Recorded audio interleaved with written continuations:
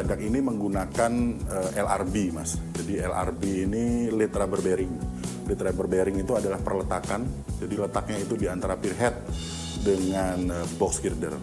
Nah, dengan LRB ini secara teknis dia dapat mengurangi beban gempa. Jadi efek beban gempa ke kolom, ke pile cap itu bisa direduksi dengan si LRB ini. Nah, ini menjadi salah satu keunggulan daripada LRT Jakarta ini. Yang mana kita tahu sendiri bahwa sebenarnya Indonesia adalah negara dengan potensi gempa yang tinggi.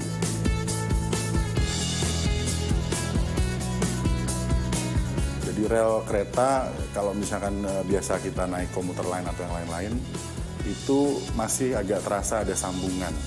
Jadi masih ada seperti suara dek dek dek dek dek itu masih terasa. Nah, kalau nanti Mas coba keretanya, itu akan berasa smooth. Nah, kenapa bisa begini? Itu sambungan daripada si relnya itu sendiri. Jadi sambungan rel itu kita menggunakan flash butt machine atau yang biasa disebut LWR. Jadi long welded rail. Track panjangnya sekitar 25 meter. Itu kita sambung dengan flash butt machine sehingga menjadi 250 meter. Nah, baru panjangnya 250 meter itu kita sambung dengan sambungan termit. Nah, otomatis panjang yang 250 meter itu tidak akan ada suara sambungan. Karena sistem penyambungannya itu tidak ada tambahan material lain. Jadi antara trek itu kita sambungkan menjadi homogen satu kesatuan.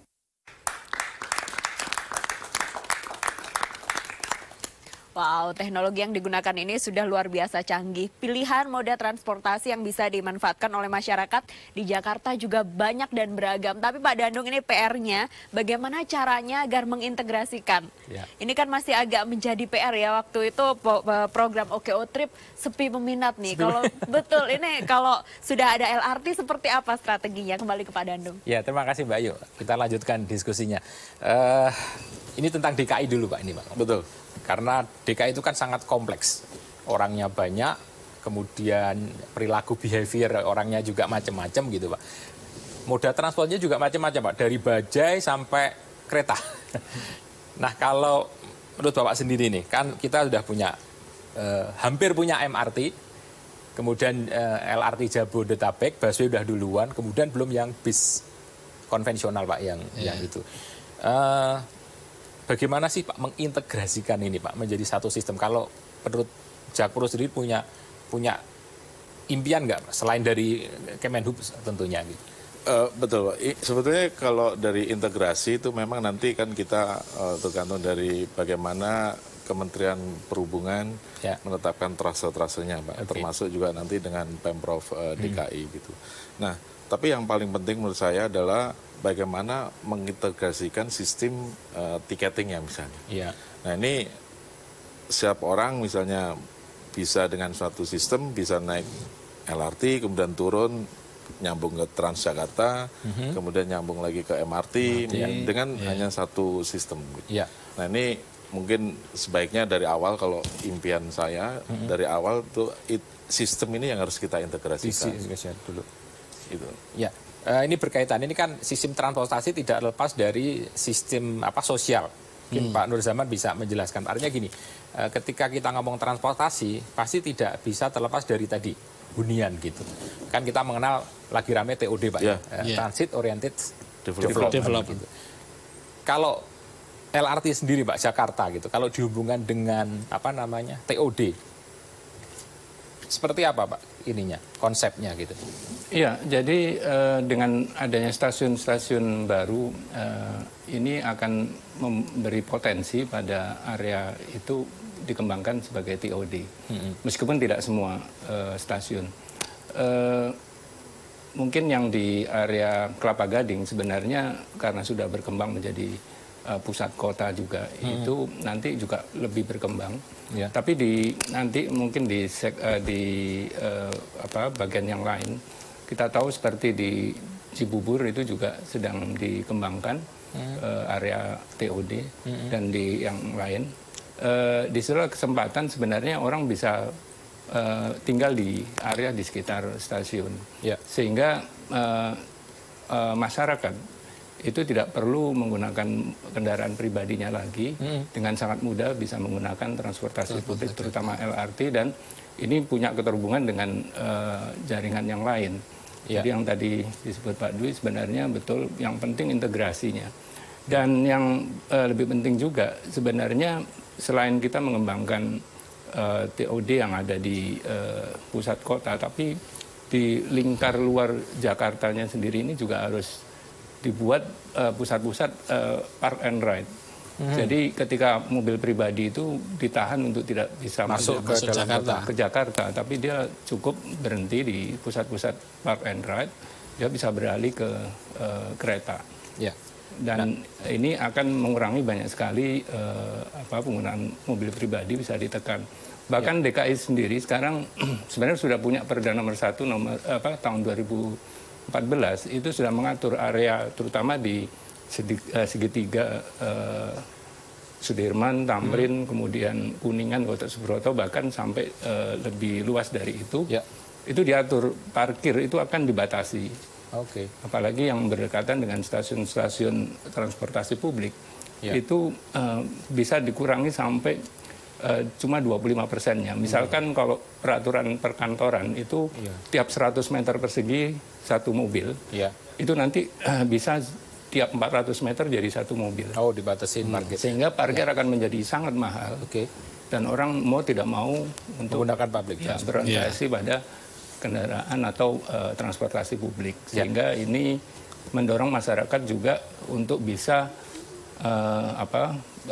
pergi dengan nyaman, aman, murah, tepat waktu. Ya, Pak Agung. Jadi ini saya tambahkan, Pak Agung. Tadi kan diceritakan bahwa sebenarnya peluang peluang bisnisnya, Pak, artinya tidak hanya Jak TV kemudian menyuruh Wika untuk menjadi kontraktor, tapi di situ ada banyak peluang TOD macam. Kan Wika itu kan ada Wika Property dan sebagainya. Menangkap peluang ini nggak untuk kedepannya, Pak? Ya, pastinya Pak Dandung. Jadi sebenarnya sama seperti yang kami lakukan, yang akan kami lakukan seperti kereta cepat Jakarta-Bandung, di mana setiap stasiun kita membuat TOD seperti itu ya. Sama di Jakarta pun juga kami berharap LRT itu tidak hanya berhenti sampai di Velodrome, tapi mungkin sampai Duku Atas. Kami juga sangat berminat untuk kerjasama dengan Jakpro maupun mana saja untuk membuat TOD di stasiun-stasiun terdekat itu, Pak. Nah, Pak Dwi, kalau ada offer, artinya gini, kan Jakpro sebagai developer, kemudian ketika ada teman-teman BUMN lain gitu, atau mungkin swasta seperti teman kami di Kadin gitu, ingin get involved, sebenarnya kebijakan strategi Jakpro sendiri seperti apa supaya developmentnya lebih cepat lah gitu? Kalau strategis memang kekuatan sinergi itu yang paling penting, Pak. Jadi baik itu sinergi antar BUMD maupun sinergi BUMD dengan BUMN ataupun dengan pihak swasta. Kan juga mungkin dikenal dengan KPBU atau Public Private Partnership gitu kan. Banyak sekali opportunity-nya, Pak. Seperti contoh misalnya kita juga sudah punya MOU sinergi antara Jakpro, MRT dan Saranajaya untuk membangun TOD di kawasan Lebak Bulus. Yang tempat itunya apa? Central Station-nya MRT ya. Nah, itu Jakpro ada di sana juga bareng MRT sama Saranajaya. Nah, ini menurut saya sinergi BUMD-nya. Nanti dengan BUMN-nya, dengan swastanya macam-macam, Pak. Jadi contohnya misalnya kalau nanti udah TOD-nya ada, tentunya ini kan mungkin high rise building lah ya. Karena itu KLB-nya akan naik. Jakpro sendiri punya yang tadi saya sampaikan, anak perusahaan namanya Jakarta Infrastructure Propertindo. Itu yang akan bermain nanti di fiber optiknya misalnya. Jadi bisa multi use sebenarnya, Pak, ya. Macam-macam bisa ditaruh sana gitu ya. Jadi tidak hanya rel aja ya yang dibangun, tapi di situ bisa untuk iklan, untuk macam-macam bisa untuk mendevelop ekonomi juga di situ ya. Kira-kira seperti itu ya. Nah, kalau kita kenal ini teman-teman arsitek, sebenarnya kita memberi banyak tantangan ke arsitek kan gini kan, kita mengenal adanya proyek inisiatif dari swasta gitu, Pak, unsolidated misalnya. Bisa nggak sih kalau misalnya sekarang arsitek hanya disuruh mendesain, sekarang dibalik arsiteknya yang berinisiasi gitu, mungkin nggak sebenarnya, Pak Nur? Bisa saja, akan sangat senang sebenarnya kalau ini bisa mengundang para arsitek mengeluarkan ide-ide terbaiknya. Lalu itu nanti yang akan dipilih. Jadi kalau di IAI sendiri Pak, maksudnya kan ini arsitek ya, artinya kalau misalnya banyak inisiatif disampaikan ke Jakpro, ke Pemda DKI, sehingga nanti infrastruktur yang di Jakarta itu jauh lebih art gitu ya, lebih enak gitu. Betul. Karena kalau misalnya memenuhi tuntutan, mohon maaf, misalnya dari investor kan hitungnya hanya untung rugi, tapi kalau inisiatif datang dari arsitek, tentunya akan beda. Apa seperti itu enggak kalau di IAI? Ya, ini harus dikombinasikan karena untuk mewujudkan mimpi arsitek saja tapi tidak realistis juga akhirnya nggak bisa dibangun. Jadi tentu harus mempertimbangkan banyak hal, terutama keterbangunan dan juga ini investasinya kan juga akan besar dan bisa nggak itu bakal balik.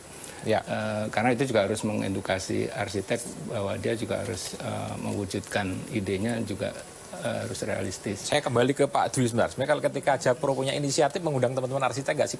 Minimal desain awalnya Pak? Oh ya, bisa. Pasti ya? Iya. Apakah seperti itu prosesnya atau cari fisiknya dulu baru arsitek kemudian? Iya, tapi gini Pak, jadi sebetulnya mohon maaf tadi belum saya sampaikan, di Jakpro sendiri pun juga ada tim namanya Jakarta Konsultindo Pak. Itu salah satu anak perusahaan kita. Dan itu tentunya kita juga nggak akan bisa bekerja sendiri tentunya.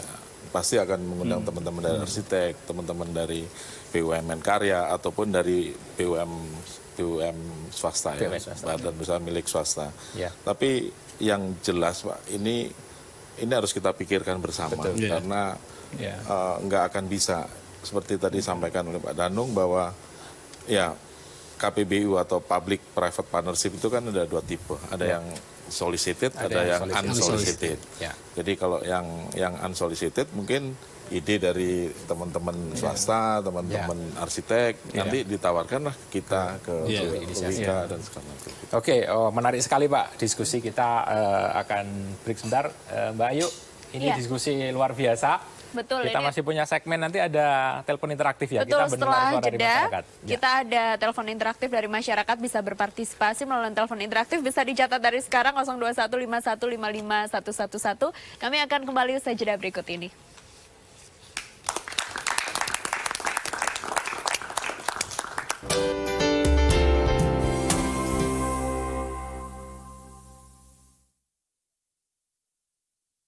Acara ini